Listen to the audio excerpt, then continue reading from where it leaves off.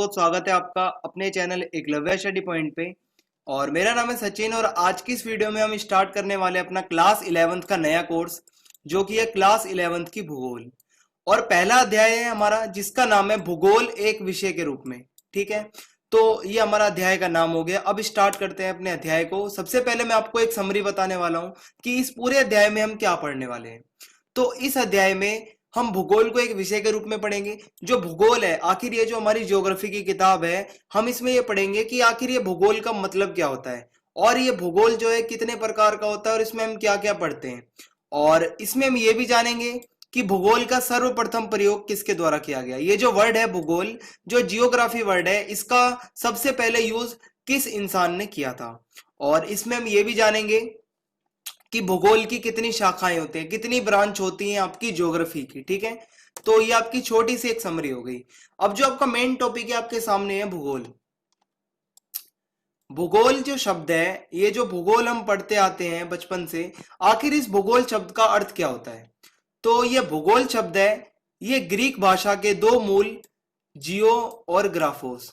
ठीक है, ये दो शब्द हैं जियो और ग्राफोस, कौन सी भाषा के हैं, ग्रीक भाषा के। तो ग्रीक भाषा के ये दो शब्द हैं मूल शब्द, जो कि जियो और ग्राफोस, जिसमें जियो का मतलब होता है पृथ्वी और ग्राफोस का मतलब होता है वर्णन। हम कहते हैं ना जियोग्राफी, तो वो जियो और ग्राफोस इसको जोड़ के बना है वर्ड जियोग्राफी। तो जियो का मतलब होता है पृथ्वी और ग्राफोस का मतलब होता है वर्णन। इसका मतलब होता है पृथ्वी का वर्णन।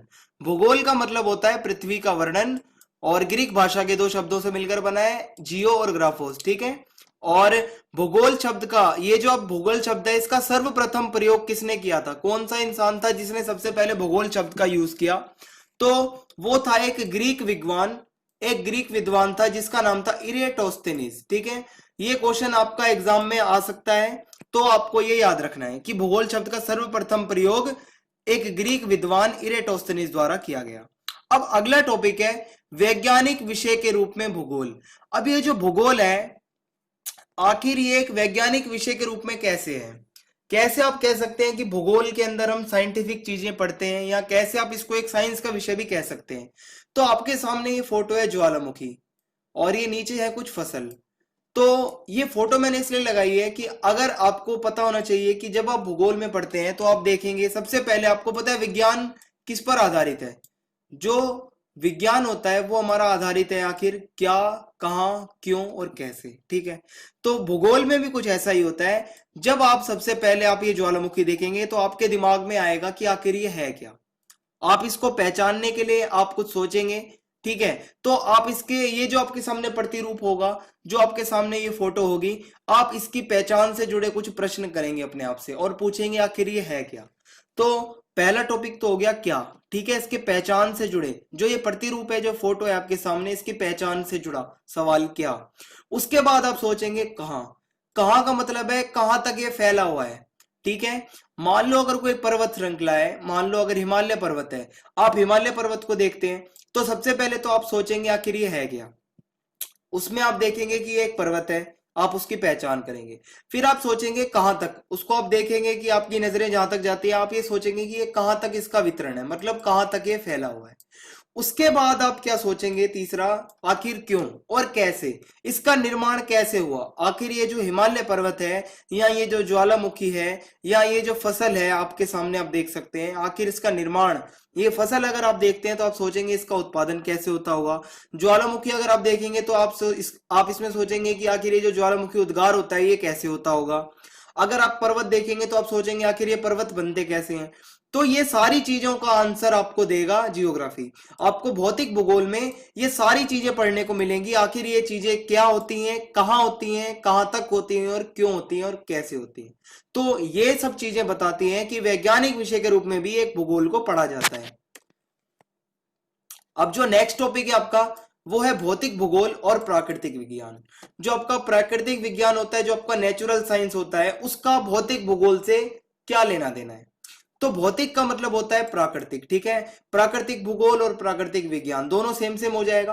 तो भौतिक भूगोल में आप जो भी चीजें पढ़ते हैं वो सब किसका हिस्सा है, प्राकृतिक विज्ञान का। कैसे, भौतिक भूगोल का प्राकृतिक भूगोल से प्रत्यक्ष संबंध है और भौतिक भूगोल की सभी शाखाएं प्राकृतिक भूगोल के अंतर्गत आती हैं। ठीक है, आप भौतिक भूगोल में जो भी पढ़ते हैं, अभी मैं आपको बताऊंगा कि हम भौतिक भूगोल के अंदर क्या क्या पढ़ेंगे। आपकी जो पूरी बुक है, जितने आपके उसके चैप्टर हैं, वो सारे क्या हैं, भौतिक भूगोल की शाखाएं हैं। ठीक है, जैसे भूआकृति विज्ञान, जलवायु विज्ञान, समुद्री विज्ञान, मृदा विज्ञान, जो आपकी मिट्टी की विज्ञान होती है, ये सारी जो है भूगोल की शाखाएं हैं भौतिक भूगोल की। और ये सारी चीजें हम भौतिक भूगोल में पढ़ते हैं, और यही सारी चीजें हम प्राकृतिक विज्ञान में भी हम पढ़ते हैं। प्राकृतिक विज्ञान का मतलब क्या होता है, प्रकृति से जुड़ा विज्ञान।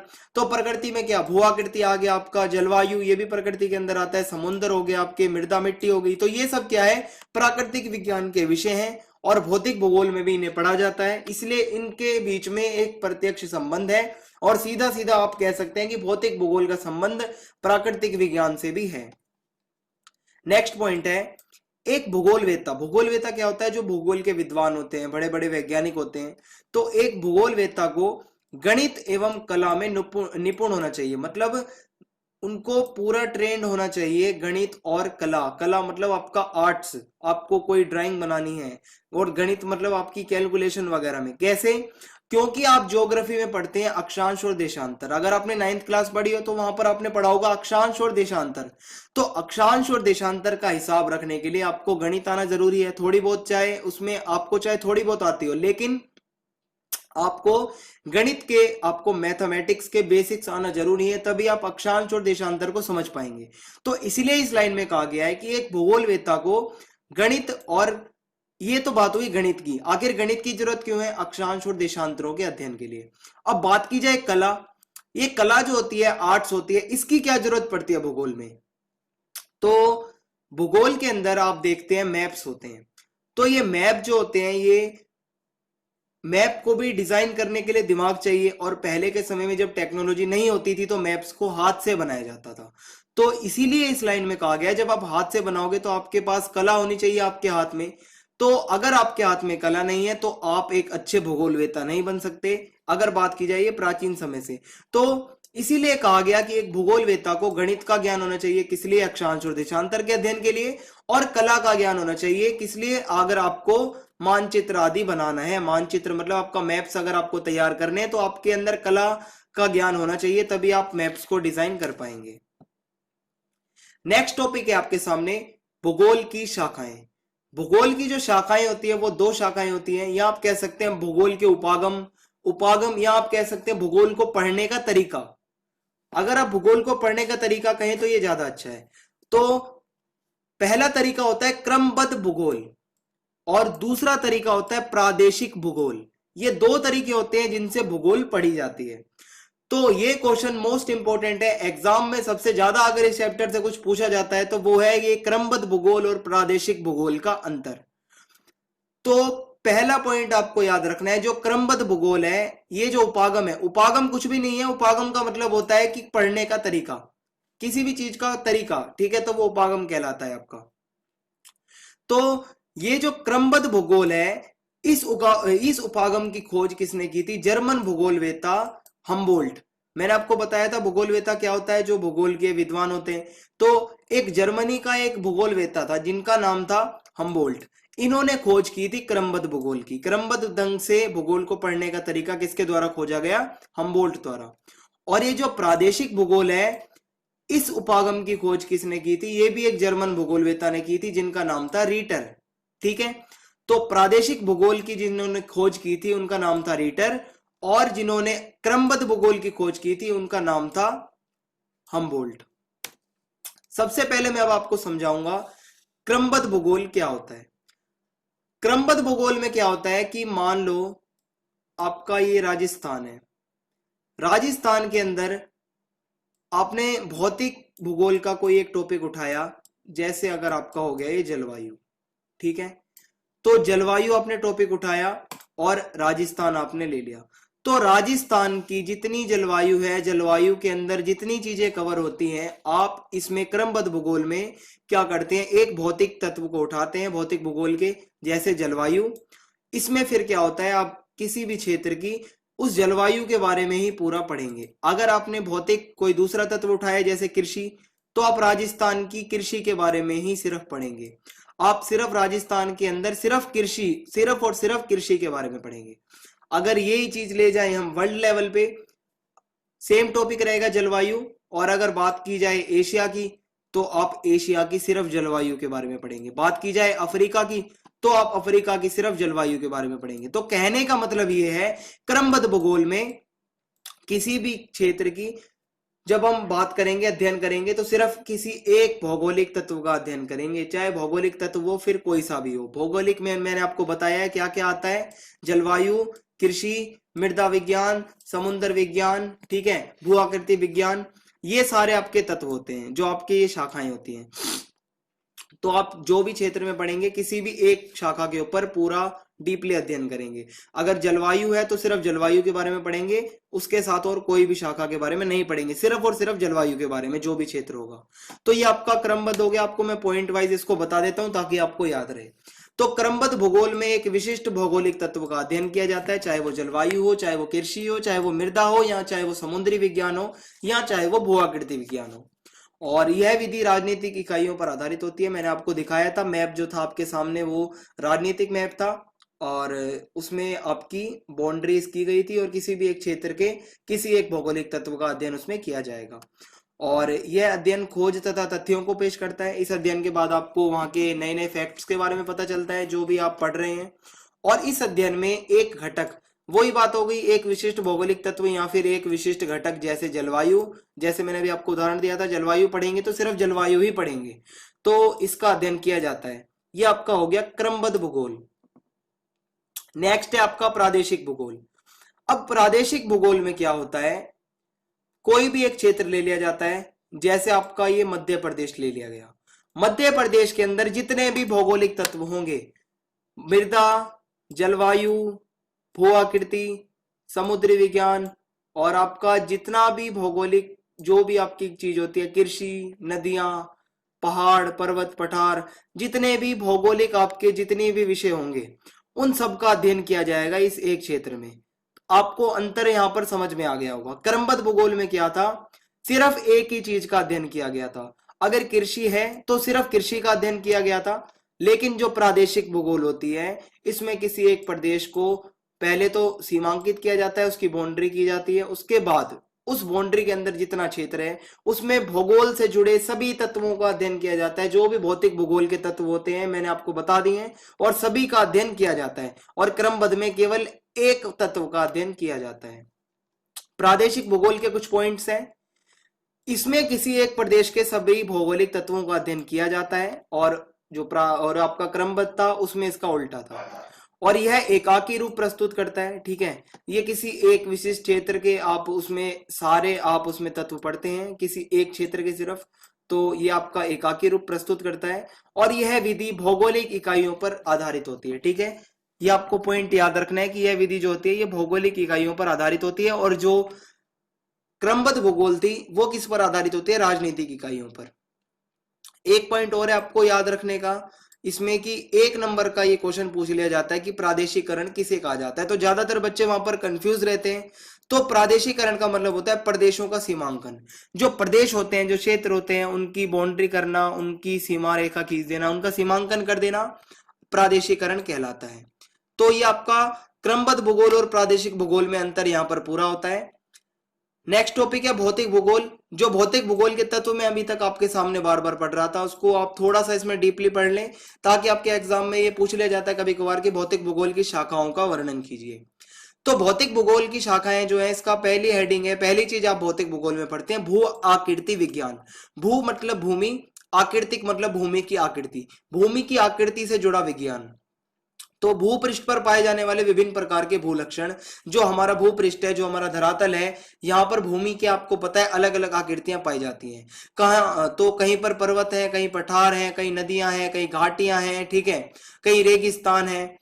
तो ये सारे अलग अलग जो आपके भूलक्षण है, मतलब भूमि के अलग अलग प्रकार हैं, इन सबको आप पढ़ेंगे। आप अपने इस बुक में पढ़ने वाले हैं पर्वत के बारे में भी, पठार, मैदान, नदी, घाटी, हर चीज के बारे में आप पढ़ेंगे भौतिक भूगोल की इस किताब में। तो पहला टॉपिक हो गया आपका भू आकृतिक विज्ञान। दूसरा है जलवायु विज्ञान। आप जलवायु के अंदर क्या क्या पढ़ते हैं, वर्षा, तापमान, वायुदाब, पवन, आंधी, तूफान, जितना भी आपका जलवायु से संबंधित चीजें होती हैं वो सब आप जलवायु विज्ञान में पढ़ते हैं। और ये भी एक भौतिक भूगोल की शाखा है। तीसरी चीज आप क्या पढ़ते हैं भौतिक भूगोल में? जल विज्ञान, समुद्री विज्ञान हो गया। जल से जुड़ा जितना विज्ञान होता है, महासागर का, नदियों का, झीलों का, हिमानियों का, और जल वाष्प हो गया आपका, जितना भी आपसे जल से जुड़ा विज्ञान होता है, जितना भी आप उसके बारे में पढ़ते हैं, वो आपका भौतिक भूगोल की ये तीसरी शाखा हो गई।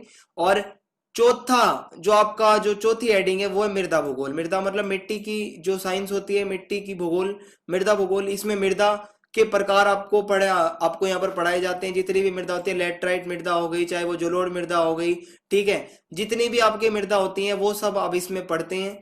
तो ये 4 टॉपिक थे मेनली जो आप डिस्कस करते हैं भौतिक भूगोल के अंदर। अगर आपका कहीं भी भौतिक भूगोल का नाम लिया जाता है तो इन 4 टॉपिकों के अंदर ही आप भौतिक भूगोल को पढ़ते हैं।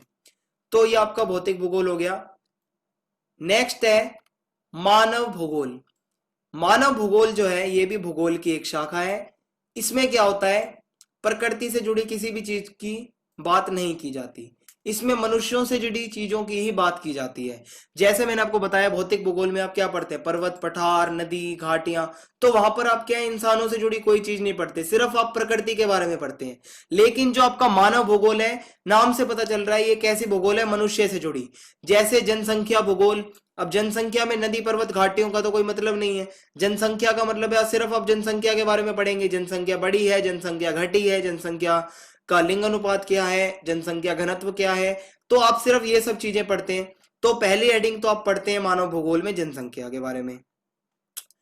फिर आप पढ़ते हैं व्यावसायिक संरचना के बारे में, मतलब व्यवसाय, क्या काम धंधा इंसान करता है, मनुष्य खेती करता है। आपने 10th क्लास में पढ़ा होगा जो प्राथमिक सेक्टर, द्वितीयक सेक्टर, आपने अगर अर्थशास्त्र की किताब पढ़ी हो तो वहां पर आपने देखा होगा प्राथमिक सेक्टर होता है, सेकंड सेक्टर होता है आपका जो प्राथमिक सेक्टर में खेती वगैरह करना, सेकंड सेक्टर आपका उद्योग वगैरह, तीसरा सेक्टर में आपका व्यापार हो गया।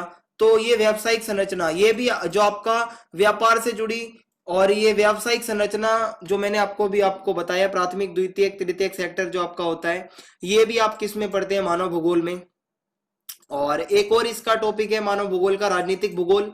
राजनीतिक भूगोल में क्या होता है? यह क्षेत्र को राजनीतिक घटनाओं की दृष्टि से देखता है एवं सीमाओं, निकटस्थ पड़ोसियों और भू वैज्ञानिक संबंध, निर्वाचन क्षेत्र का परिसीमन, चुनाव परिदृश्य का विश्लेषण, साथ ही जनसंख्या के राजनीतिक व्यवहार को समझने के लिए सैद्धांतिक रूपरेखा विकसित करता है।